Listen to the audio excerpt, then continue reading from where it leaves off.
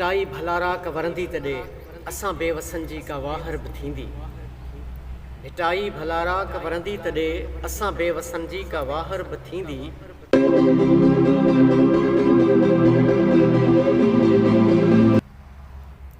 अज़ल खां सुकी ठोठ थी विया उहे चप अञा केस ताईं उञायल ई रहंदा।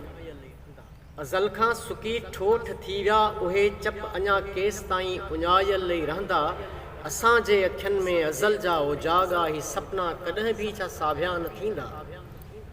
असांजे अखियुनि में अज़ल जा उजागा ही सपना कॾहिं बि छा साभिया न थींदा। अयामनि खां जे घाव नासूर थी विया भला छा उहे फट कॾहिं बि न छुटंदा। अयामनि खां जे घाव नासूर थी विया भला छा उहे फट कॾहिं बि न छुटंदा।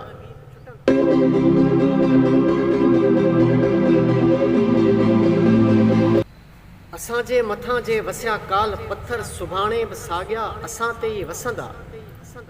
अहिड़ी बि मरहम का एजाद थी आ निशां सारा ज़ख़्मनि जा मेटे छॾींदी। भिटाई भलारा क वरंदी तॾे असां बेवसन जी का वाहर बि थींदी।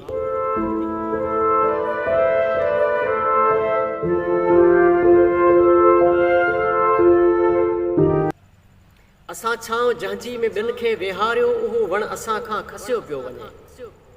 असां छांव जंहिंजी में ॿिनि खे विहारियो उहो वण असां खां खसियो पियो वञे। असां ॿिनि खे जन्नत जा रस्ता ॿुधाया असांखे छो दोज़ख ॾसियो पियो वञे।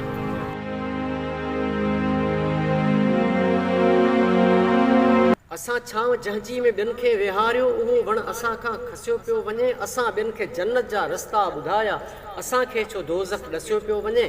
पवन यादि जॾहिं कल्होकियूं बहारूं त लुड़कनि सां दामन पुसियो पियो वञे। पवन यादि जॾहिं कल्होकियूं बहारूं त लुड़कनि सां दामन पुसियो पियो वञे। पिनीअ ॿोड़ रोडनि मथां रत अॼु जीअं वॾ फुड़ो को वसियो पियो वञे। कुता कांव लाशनि खे चिचरीनि पिया वरी का सिरण तन जूं ॿूटियूं पटींदी। भिटाई भलारा क वरंदी तॾे असां बेवसन जी का वाहर बि थींदी।